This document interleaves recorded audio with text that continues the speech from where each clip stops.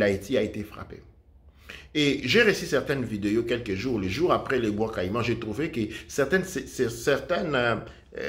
célébrations de divinité que nous avons au Choune et Ouare, il y avait des célébrations qui ont continué. Alors, je me suis un peu, je suis resté dans l'observation et puis par rapport, je suis rentré dans cette contemplation et en revoyant un peu les dynamiques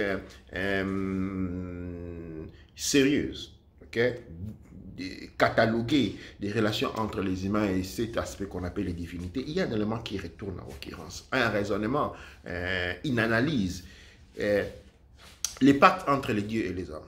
Les pactes entre les dieux et les hommes, c'est que nous avons connu de la littérature, que nous avons vu, parce que tous les comportements psycho-religieux que nous avons aujourd'hui découlent non d'une expérience, mais par des sens d'une littérature. Okay? Et donc, quand nous avons des éléments qui sautent à l'œil, que nous avons des éléments qui ne tournent pas rond, nous devons encore faire référence à cette littérature parce qu'elle est importante. La littérature place toujours le rapport entre les humains et les divinités sur un point de vue d'entraide, de coopération, disons de coopération. Okay? Les humains font des choses et les divinités en font d'autres en contrepartie. Il m'est arrivé à ce moment-là, ça c'est le premier point, de me poser la question, mais autant, si nous pratiquons autant de cultes dans le monde mélanoderne, les célébrations des divinités sont par centaines, par milliers, qu'est-ce que nous obtenons en retour? C'est un premier point qui justement s'accroche à la littérature, parce que, je le répète, tous les comportements spirituelles, religieuses que nous avons aussi sont nées de la littérature héréditée des expériences passées. Et donc, cette expérience parle toujours des rapports. Okay? Des rapports pour lesquels les divinités font des choses. Avec disons, les humains font des choses en relation avec les divinités. Et il y a un échange. Okay? Et si nous observons dans les mondes mélanodermes, eh bien, les célébrations des divinités, il y en a beaucoup. Mais les résultats, où sont-ils? Alors, je me pose la question, dans les premières parties de ma réflexion. Qu'est-ce que nous sommes en train de faire réellement? Qu'est-ce que nous avons hérédité comme patrimoine littéraire, psycho-spirituel? Est-ce que nous avons analysé les rapports véritables qu'il existait?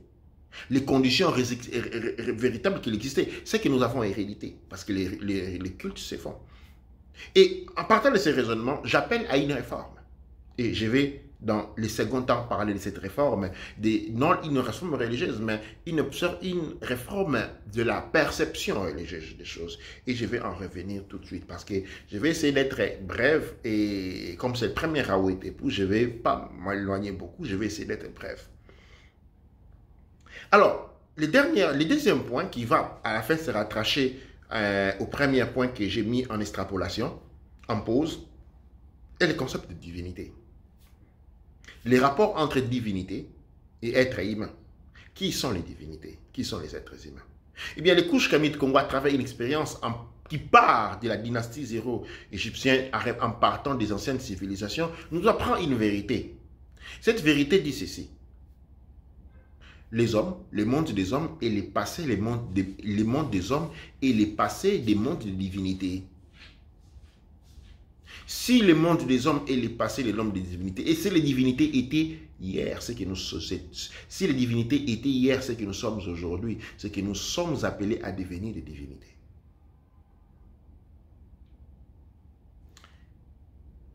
Ayant mis cet accent, il y a un point qui s'élève. Si nous sommes avec, comment devenons-nous des divinités? Mais en faisant ce que les divinités en font. En ce moment-là même, et je retourne au point de départ, les divinités deviennent des modèles. Je vais donner un exemple pour dédramatiser. Ah ben, si tu veux devenir musclé comme Arnold Schwarzenegger, tu ne vas pas dresser un hôtel de Arnold Schwarzenegger où tu vas les prier du matin au soir. Tu vas aller à la gymnastique t'entraîner. C'est comme ça que tu deviens musclé. À ce moment-là, nous avons affaire avec... à ce moment-là, nous avons affaire... Il y a j'attends un écho. À ce moment-là, excusez-moi, à ce moment-là, nous avons affaire avec un aspect pratique de la chose. Si je vais devenir tel que Arnold Schwarzenegger, eh bien, je vais en gymnastique m'entraîner pour devenir comme Arnold Schwarzenegger. Si je vais devenir comme Jackie Chan, ou Van Damme, ou Jet Li, je ne vais pas faire un hôtel de Jet Li. L'hôtel en soi pour soi représente que l'hôtel en soi est une représentation symbolique du modèle que l'on prend. Et donc, quand maintenant il y a un hôtel sur des Oshun, c'est lui qui a un hôtel de Oshun, c'est celui qui a choisi Oshun comme modèle. C'est lui qui a un hôtel de Ogun, c'est celui qui a choisi Ogun comme modèle, ou il a été choisi par Ogun. C'est là d'un côté et de l'autre. C'est lui qui a un hôtel de Teouti, c'est lui qui a un hôtel de Aoussa. Et nous allons, je ne vais pas citer tous ces noms. L'important est de comprendre la conception. Je répète, si tu veux devenir comme Schwarzenegger, eh bien, tu ne fais pas un hôtel, mais tu t'entraînes.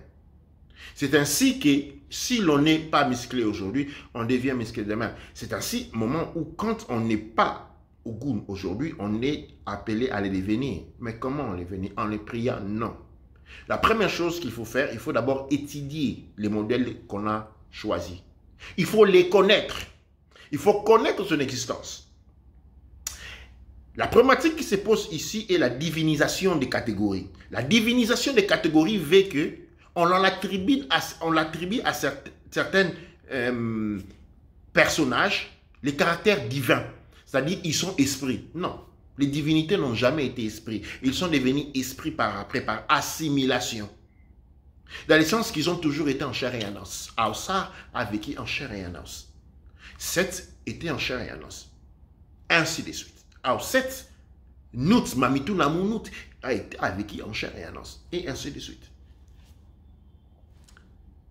Quand nous les divinisons, nous perdons l'essentiel. Oshun, Ogun, nous avons toujours des histoires où on parle d'eux en tant que des êtres humains, en tant que des êtres corporels. Les djinns, on en parle en tant que les êtres corporels. Quand on choisit, ou on est choisi, on devient, disons, la divinité devient un modèle. À ce moment-là, l'objectif est avant tout celui d'étudier la divinité, connaître sa vie, connaître ses caractéristiques, connaître ses qualités et les exprimer en soi. Les exprimer en soi. Devenir les modèles pour, disons, la divinité qu'on a pris pour modèle. Et c'est ça, c'est le chemin de l'évolution de l'esprit. Le chemin de l'évolution vers la divinisation. Parce que nous sommes appelés à devenir les divinités de demain. Et la question que nous devons nous poser, c'est quel genre de divinité nous allons représenter demain. Quand on parlera de nous, quel genre de panthéon représenterions-nous? Ça, c'est un point très, très, très important. C'est pourquoi j'appelle à une révisitation. Non de la religiosité mélanotaire, mais plutôt de la conception de la religiosité africaine, qui veut que l'on se mette à prier, à prier, à prier, et à voir à des divinités, des figures carrément paternelles ou des fois patronales, à qui nous devons attendre des choses. Mais si l'on attend toujours quelque chose de quelqu'un, il n'y a pas d'évolution. L'évolution est à prendre. Alors c'est pourquoi la divinité doit être, comment je peux dire, inspirée. La divinité doit être apprise. La divinité doit être intégrée. Et on devient cette divinité, on évolue à son niveau d'évolution. Je pense à ça et je vais les relier tout de suite au bois caïman. On se pose la question, qu'est-ce qui se passe? Pourquoi l'Haïti est frappé au bois caïman? Eh bien, parce qu'il y a quelque chose d'énorme qui est en train d'arriver. J'ai créé la carte de toutes les étapes dont j'ai parlé depuis 2017, où je suis en train d'avertir, attention, il y a ça qui arrive. Attention, il y a ça aujourd'hui. Je reçois encore des appels des personnes qui me demandent encore qu'est-ce que nous devons faire. Pendant que depuis 2017, j'avais lancé un projet d'achat d'un terrain et de construction de maisons depuis 2017. Mais les retours ont été très faibles. Or, si cette capacité-là, si cela avait été fait en 2017, aujourd'hui, nous aurons un territoire géré par nous-mêmes où nous allons avoir un tout petit parc capable de recevoir beaucoup de gens, mais en nombre pour ceux qui ont contribué à ces projets. Mais voilà, aujourd'hui, et on se retrouve encore aujourd'hui à se dire qu'est-ce qui va se passer, qu'est-ce que nous devons faire. Mais aujourd'hui, pas pour dire que la situation est catastrophique, il est tard. À tout moment, à toute situation correspond toujours une solution. Ce que je vais dire ici, nous devons changer, nous devons évoluer, nous devons faire une réforme de la perception du sacré, du religieux et de la spiritualité que nous avons. Et je pense que cet événement est marqué par le bois caïman. Le bois caïman encore est une porte. Et les ancêtres, ceux qui ont agi les jours du bois caïman, que nous appelons aujourd'hui les ancêtres, ont agi. Ils n'ont pas prié leurs ancêtres. Le bois caïman est une mise en forme où ils se sont chargés d'énergie, ils sont passés à l'action. Aujourd'hui, nous avons souvent, j'entends ces discours où on dit les ancêtres vont aider, mais les ancêtres ont déjà fait leur temps. Quand les ancêtres étaient là, ils n'invoquaient pas la postérité pour vouloir venir faire des choses pour eux. Et je vous assure que les ancêtres n'invoquaient pas les pré-ancêtres. Les ancêtres ont agi. À ce moment-là, l'ancêtre devient un modèle. On ne doit pas faire appel à Shaka Zulu pour faire ta guerre. Shaka Zulu a fait ses guerres. Mais Shaka Zulu peut être un modèle pour qui l'apprécie, l'apprend et ressent la connexion. De même pour Kimpavinta, Fumufumu, Kimbangu, ainsi de suite, ce sont des modèles. Nous sommes appelés à devenir des divinités. Et s'ils sont devenus des divinités, ça c'est leur cheminement. Mais ce n'est pas une raison pour laquelle nous devons nous accrocher à eux. Parce qu'ils ne peuvent pas revenir pour nous. C'est ainsi une nécessité d'une réforme. De la perception de la religieuse, de la perception religieuse, de la perception spirituelle qui doit pouvoir être faite. Les divinités ne viendront pas vers nous pour nous aider. Ils sont là un exemple, nous devons aspirer à devenir ces divinités-là. C'est ainsi que la moralité s'engraine. C'est ainsi que l'éthique s'engraine.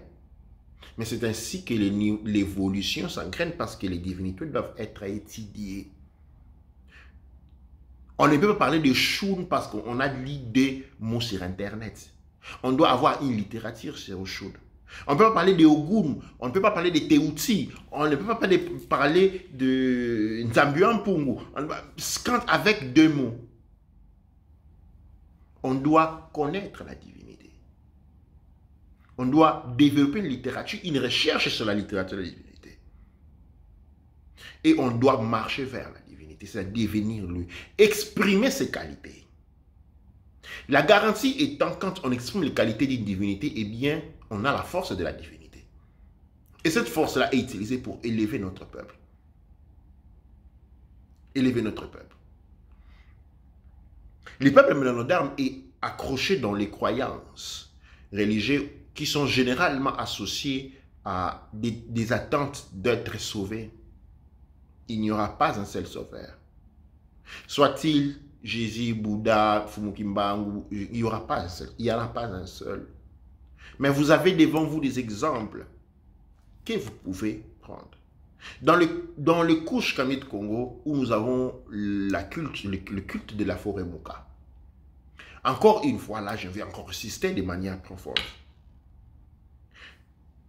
Les divinités qui sont en vous, que nous trouvons, que nous canalisons lors de la rituel du nom, ne sont pas des points d'adoration, mais ce sont des exemples.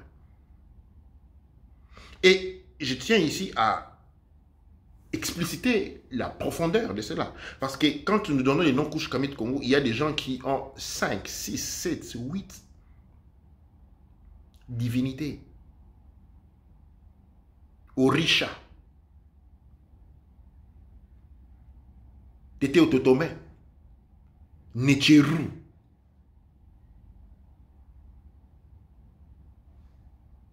Qui sont-ils?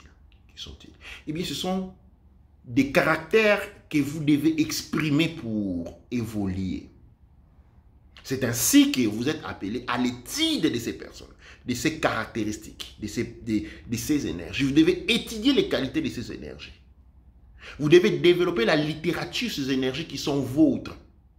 Vous devez les connaître comme vous connaissez votre propre main. Et apprendre à exprimer les qualités qui sont imprégnées en ces. Et c'est à ce moment-là que vous avez l'évolution spirituelle, l'évolution de l'esprit. Parce que retenez bien, pour pouvoir parler de la spiritualité, il faut avoir un esprit élevé. Un esprit inférieur ne peut pas pratiquer de la spiritualité. Dans tous les peuples du monde, la spiritualité est un domaine pratiqué par les gens les plus élevés, les plus instruits.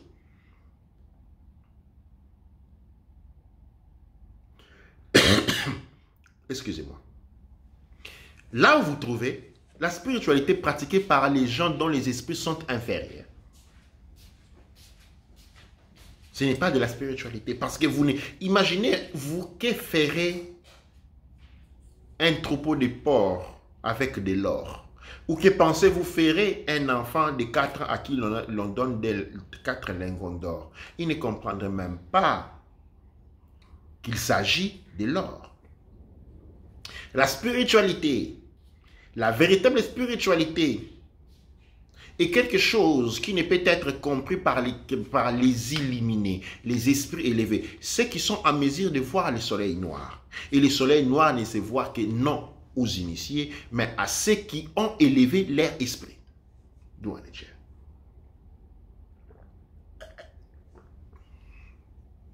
L'élévation de l'esprit est un parcours d'étude, d'introspection et d'extrospection. Il y a une étude de soi, mais aussi le développement du cerveau. C'est ainsi que dans le cours Kamit Congo, nous avons énuméré 3 niveaux d'évolution dans l'esprit pour pouvoir avoir un esprit prêt pour pratiquer de la spiritualité. Le premier niveau, c'est ce que nous appelons le développement de la conscience individuelle. La conscience de soi, sa propreté, devenir faire attention à soi, et à ce moment-là où on parle de l'éthique, de la moralité, faire attention aux vibrations, aux paroles que sa bouche dise. On ne peut pas dire des vulgarités parce que les vulgarités vibrent à des fréquences très basses. Et quand ta bouche est pleine de vulgarités, quand ta bouche est pleine d'insultes, quand ta bouche est pleine de mauvaises paroles vers les autres, tu vibres à des fréquences tellement basses que ta conscience individuelle n'est pas fonctionnante. Ce qui fonctionne en toi, c'est ce qu'on appelle une conscience reptilienne. Au deuxième niveau, nous avons ce qu'on appelle la conscience collective ou la conscience de l'autre. La conscience collective, c'est ce qui nous permet de nous voir dans le jeu de l'autre, avoir de l'amour pour l'autre, avoir de la compassion pour l'autre, avoir de l'empathie pour l'autre. Le troisième niveau est ce qu'on appelle la conscience environnementale. La conscience environnementale nous porte à comprendre, à aimer notre environnement, à nous intéresser aux arbres. Comment peux-tu te réveiller et aller couper un arbre qui est né il y a 100 ans plus que toi? Comment peux-tu te réveiller et aller, je ne sais pas quoi, jeter des saletés sur une rue qui existe il y a au moins 1000 ans plus que toi? Comment vas-tu polluer une rivière? Jeter de la saleté dans une rivière qui existe il y a des milliers d'années plus que toi. Tu es né hier et tu viens la salir. Voyez un peu. Comment on peut se mettre à maltraiter les animaux? Voyez, la conscience individuelle nous permet de prendre conscience de notre environnement, à la connaître, à l'aimer, à respecter les arbres, à respecter les animaux. Et c'est seulement arrivé à ces points-là qu'on arrive à la compréhension de la spiritualité. Pourquoi l'esprit, on est un illuminé. Un illuminé dans le couche Kamit Congo est un être qui a rempli 3 états évolutifs. Il a développé la conscience individuelle, il a développé la conscience collectif et il a développé la conscience environnementale. C'est un éliminé. L'éliminé est arrivé devant le temple de l'esprit. Il peut maintenant pratiquer de la spiritualité. Avant cela, toute notion de spiritualité, c'est de la musique classique jouée par les porcs. Elle ne vanille pas. La spiritualité est quelque chose de très sérieux. On parle du développement de l'esprit. Et il faut d'abord comprendre c'est quoi l'esprit. L'esprit n'est pas ce que souvent nous pensons comprendre. C'est quelque chose qui est beaucoup plus complexe. Et cette complexité nécessite une étude approfondie et continue pour pouvoir toujours rentrer en profondeur. Et je ferme la boucle. Comme je dis, je ne vais pas m'entretenir, mais pendant très longtemps, c'est une phase de réintroduction. Je vais revenir sur les points. Et après avoir mis sur les plateaux tous ces éléments, je reviens sur le camp de la conception, de la réforme, de la conception de la religiosité et des éléments en circonscription autour de la notion de la spiritualité. La spiritualité est une notion très élevée, mais restons au niveau religieux qui renvoie à la culture. Parce que la religion est culturelle. Okay? Quand la religion n'est pas culturelle, nous avons affaire avec ce qu'on appelle l'impérialisme, la domination des autres par les autres, des uns par les autres. Cette domination n'est possible qu'en présence des consciences endormies. Une conscience élevée, un éliminé, ne peut être mis dans une position de domination. Et pour nous réveiller, nous devons rentrer dans une étude profonde de soi, où je lance cette idée de cette réforme, c'est lui de la réforme de la conception, de la perception des divinités autour de nous. Les divinités, ce ne sont pas des gens que nous devons prier, et nous devons arrêter de faire cela. Nous devons arrêter de faire cela. Pourquoi? Parce que faisons des comptes. Regardez ce qui est en train de se passer autour de nous. Comment pouvons-nous dire être en train de fabriquer du pain quand dans notre maison, les gens sont en train de mourir de faim?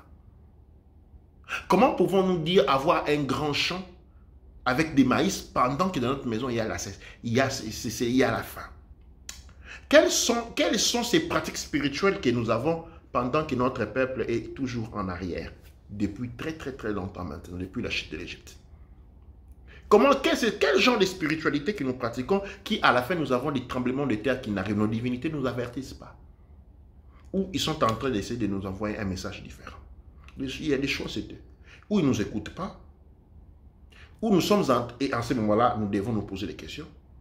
Ou ils nous écoutent, ils sont en train de nous répondre dans un langage que nous ne sommes pas en train de comprendre. Nous devons nous arrêter. Quel est ce langage? Très clair. Nous ne sommes pas là pour faire votre travail. Nous ne sommes pas là pour vous porter sur les épaules. Nous sommes là pour vous servir d'exemple. Nous sommes là pour vous servir de modèle. Ne nous demandez pas de venir faire ce que vous devez faire. Parce qu'en notre temps, nous avons fait cela. Et c'est ce qui a fait de nous ce que nous sommes devenus aujourd'hui. Ne perdez pas votre temps à prier du matin au soir. Bien entendu, le rituel est à sa place. Mais soyez dans l'étude et dans le travail. L'étude et le travail. Nous devons étudier notre spiritualité. Nous devons la comprendre, nous devons l'internaliser et exprimer les qualités qu'elle exprime. Après que nous les avons assimilées, qu'elle incorpore, après que nous avons digéré.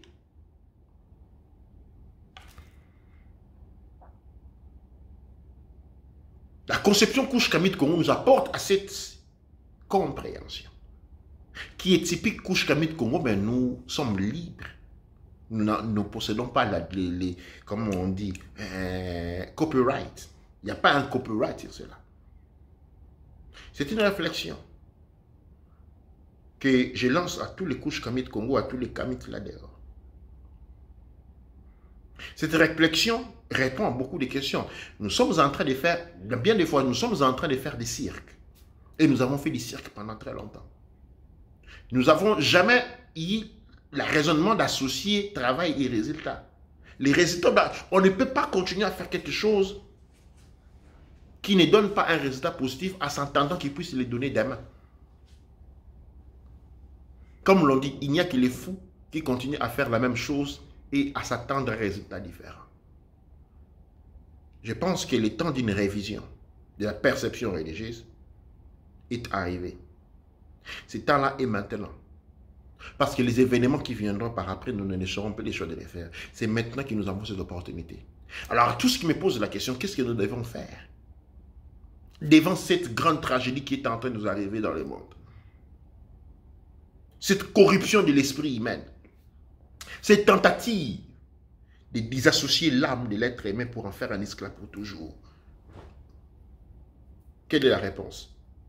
Une réforme de la conception, de la perception, de la religiosité. Nous devons devenir les divinités que nous avons parce que c'est seulement en devenant et que nous serons à mesure de combattre ce qui est en train de nous arriver. Il n'y aura pas d'autre solution. Il n'y aura pas un Christ à venir. Si un Christ, si un Christ a existé, il a fait son temps. Et il n'a pas existé. Les pharaons ont fait leur temps. Ils ont donné leur contribution, ils sont partis. Il ne faut pas invoquer Akhenaton, il ne rentrera pas, il a fait son travail, bon ou mauvais. Fumukimbangu a fait son travail, bon ou mauvais. Krishna, tous ces gens-là, tous nos ancêtres, les Shaka Zulu, Sumanguru, Kate Sundiata Keita, Kimpa Vinta, tous ces gens-là, Kimpa Vinta, il y a les noms qui tournent dans ma tête, tous ces gens-là ont fait leur travail. Nous pouvons sélectionner parmi ces gens-là avec lesquels nous nous sentons plus en relation. Oshun, Ogun, ok? Ils ont fait leur travail. Ils nous ont laissé leur historique pour que nous apprenions à devenir eux. Mais pas pour que nous les invitons à faire notre travail. Parce qu'à leur niveau d'évolution, ils ont aussi un travail à faire. Voilà, je suis arrivé à la fin de ces Raoult et Tepou. Comme je l'ai dit, nous nous retrouverons plus souvent chaque vendredi pour les Raoult et Tepou. Et je pense que j'ai eu plusieurs commentaires là-dessus. Je vais mettre le lien pour essayer de voir. Quelqu'un qui dit juste c'est pourquoi. Ok, juste c'est pourquoi nous tombons toujours dans les résultats des causes à effet. Donc, travail plus résultat, absolument. Travail plus résultat. Travail plus résultat. Nous avons associé les travaux aux résultats, pas les prières. Ce n'est que les travaux qui donnent les résultats. Mais les instruments, ils nous sont donnés. Nous devons étudier l'étude. Nous devons étudier les divinités que nous voulons intégrer en nous. Nous devons connaître leur histoire. Ce qu'ils ont fait. C'est comme quand vous voulez, vous voulez faire des kicks, hein, faire des langues kicks comme Van Damme. Vous allez là où les gens savent faire les choses que Van Damme fait. Et vous apprenez à vous entraîner. Quand vous voulez apprendre le Kung Fu, vous n'invoquez pas l'esprit du Kung Fu. Quelques fous les fait, mais attention, vous devez apprendre. Vous devez vous entraîner. Il faut entraîner l'esprit à travers le cerveau et le mental. On n'arrive pas à l'esprit directement. Les gens qui disent que ce qui est spirituel est séparé du physique, non. Les physiques est spirituel. Parce que l'esprit, ce n'est que de la lumière. Et la lumière dédensifie à un certain niveau d'intensité et la matière. La matière est lumière. Quand vous étudiez l'atome, au plus profond de l'atome, il n'y a rien. Qu'est-ce qu'il n'y a rien? Non, il y a la lumière. Il y a la lumière qui donne les formes, reliées au soleil noir, Raf. Nous ne pouvons pas prétendre le succès. Nous ne pouvons pas prétendre l'élévation dans un état d'ignorance. Il n'y aura pas de sauveur. Il n'y aura pas de sauveur. Ce qui vous sauvera, c'est votre connaissance. Les divinités que vous avez appris, que vous avez intégrées, que vous avez étudiées et dont vous exprimez les qualités, la moralité et l'éthique. Pour savoir marcher sur les chemins de l'évolution depuis l'humanité vers la divinité. Ankh Ouja Seneb.